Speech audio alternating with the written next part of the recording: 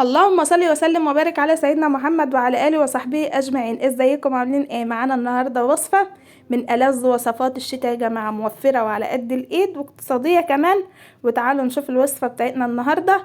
وهنعمل ايه؟ اول حاجه كده نسمي ونقول بسم الله. معانا حله على النار وفيها اي ماده دهنيه بتحبيها. انا حطيت في الوصفه النهارده معلقتين زيت ومعلقه سمنه.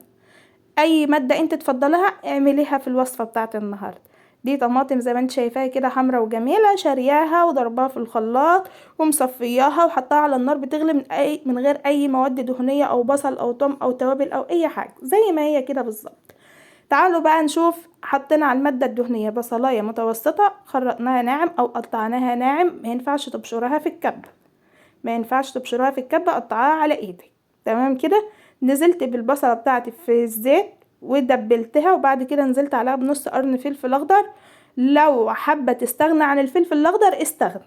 تمام كده. هسيبها تتدبل مع نص معلقة التوم المهروسة، وهنزل عليها. ومش عايزة اقولك على الريحة والجمال وانتي بتقلبي كده وشامة ريحة التوم مع الفلفل مع البصل. هندبلها كده كويس زي ما انت شايفة داخلة على الاصفرار. هننزل عليها بالطماطم على طول. بلاش تحرقيها قوي لان ده رز مش عايزاه غامق، وبلاش ان انت تدبليها وتنزلي عليها، خلي لها طعم. ويضبكش تدخل على الصفار، انزلي بالطماطم بتاعتك. تضربي شفشق خلاط وتنزليها على البصلة على طول عادي برضه. عندك طماطم مستبكة وهتنزلي بالبصلة بعد ما تشوحيها برضه وتدبليها عادي كمان. تعالوا بقى نغطي على الحلة بتاعتنا ونشوف احنا هنجيب ايه تاني او هنعمل ايه تاني. معايا بطاطساية كبيرة متوسطة على قد ما بتحب البطاطس، حطها في وصفة النهاردة. تمام. كشري البطاطس المدفونة في الرز دي جميل جدا يا جماعة، وأكلة اقتصادية وموفرة على قد الإيد. لو محترف في أي يوم في طبخة، عندك كل الاحتياجات ديت في البيت، أو عندك كل حاجة من اللي احنا استخدمناها ديت موجودة في التلاجة استخدميها. حطينا بقى التوابل بتاعتنا: فلفل أسمر مع معلقة كزبرة. عايزة تحطي كمون حطي، انا هحط فلفل اسمر ومعلقة كزبرة صغيرة او رشة من الكزبرة، وهحط رشة بسيطة من السبع بهارات زي ما انت شايفاها كده.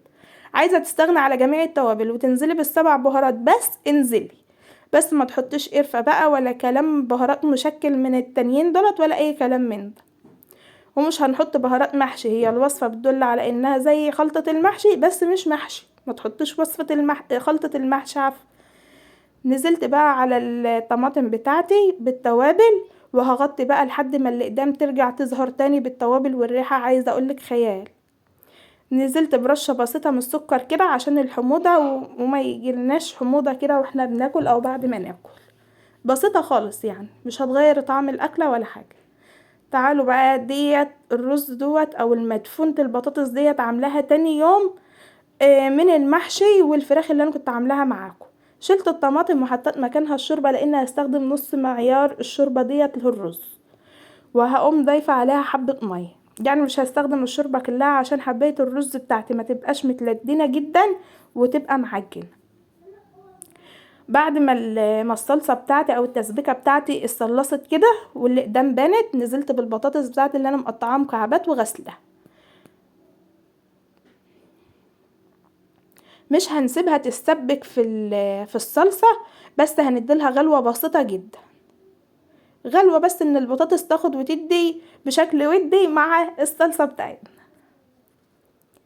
هنكشف الحلة تاني وننزل بالمية بتاعتنا وناخد نص معيار الشوربة دي.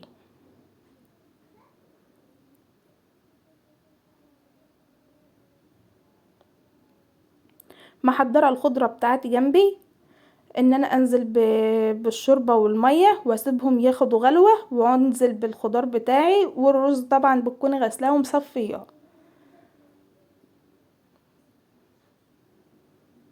نسيبهم بقى يندمجوا مع بعض لحد ما يغلى. لو عايزة تزودي الصلصة بتاعتك زودي الطماطم، لو عايزة تخليها حمرا عن كده وعندك صلصة معلبة استخدميها، لان انا ما بحبش الصلصة المعلبة نهائي يا جماعة في الاكل. في ناس بتفضلها وبتحب طعمها بس انا ما بحبش طعمها. لا اله الا الله. معايا الخضرة بتاعتي شبت وكزبرة. لو بتفضلي الكرفس برضو ضيفيه، لو عايزة تستغنى عن الشبت والكزبرة وتضيفي الكرفس او البقدونس حطيهم. معنى ان البقدونس هو الكزبرة تقريبا يعني. نزلت بالخضرة وكنت غاسلة الرز ومصفياه زي ما انتوا شايفينه كده، نزلت به هو كمان، وهقلب وهنشوف معيار المية بتاع الرز او المدفونة بتاعة البطاطس، وهنشوف الحدق بتاعنا، وبعد كده نغطي عليها لحد ما يتشرب شوية. هنجيب حبة مية بساط نضيفهم كمان. لقيت الرز باين قوي كده، معيار المية بتاعه على الرز مظبوط جدا. كنت بدوق بشوفها عايزة ملح ولا لا، واحتاجت رشة بسيطة من الملح.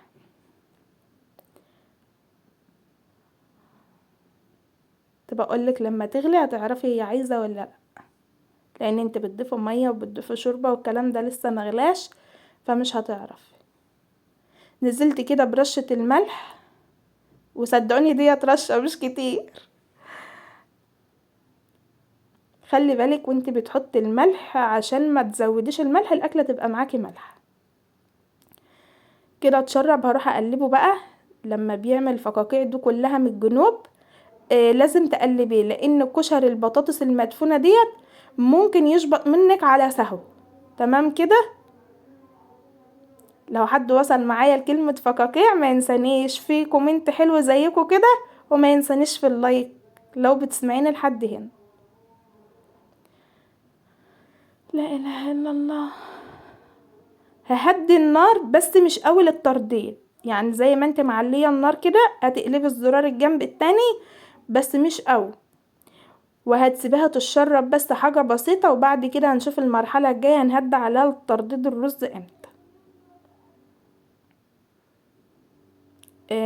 كشر البطاطس المدفونه يا جماعه مش عايزك تسهي عنه، لان لو سهيت عنه هينشف مره واحده، وهتيجي تاكلي حبايه الرز مش هتستلذيها كده، هتبقى ناشفه.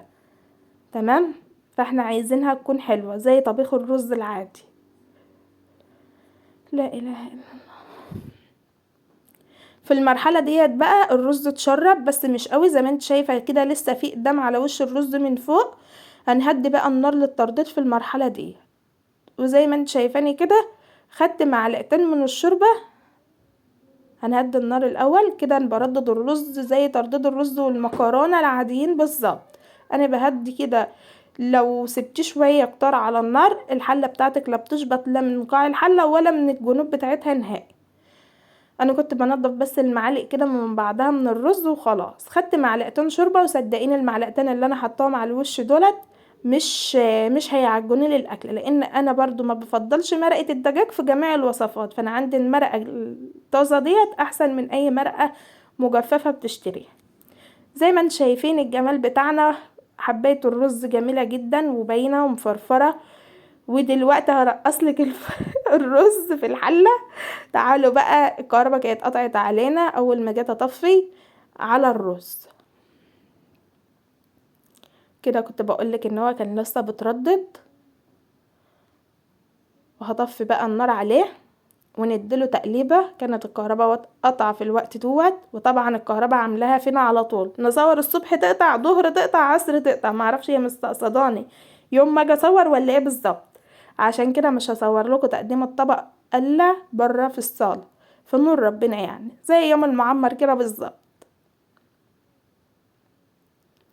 كنت بوريكم بس تفاصيل الحله عامله ازاي، لا الجنوب شبطانه ولا اي كلام من ده. حبيت الرز جميله جدا ومفرفره. اديله تقليبه بقى عشان اشوف لكم الرز مفرفر ولا لا قدامكم. حبيت البطاطس مستويه وجميله وماسكه نفسها في نفس الوقت. لا اله الا الله.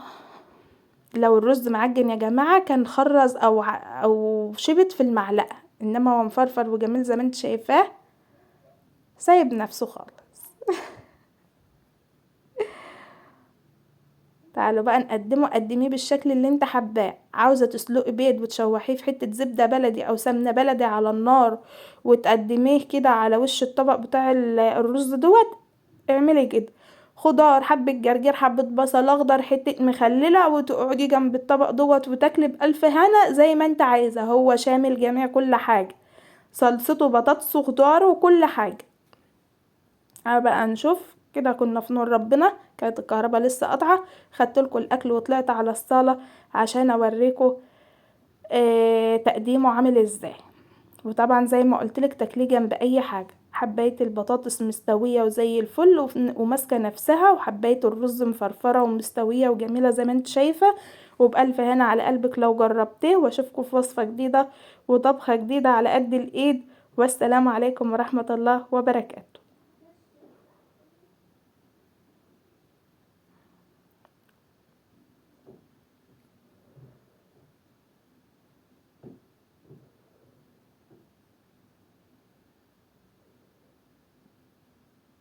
باي باي. ما تنسينيش في لايك واشتراك وسبسكرايب للقناه.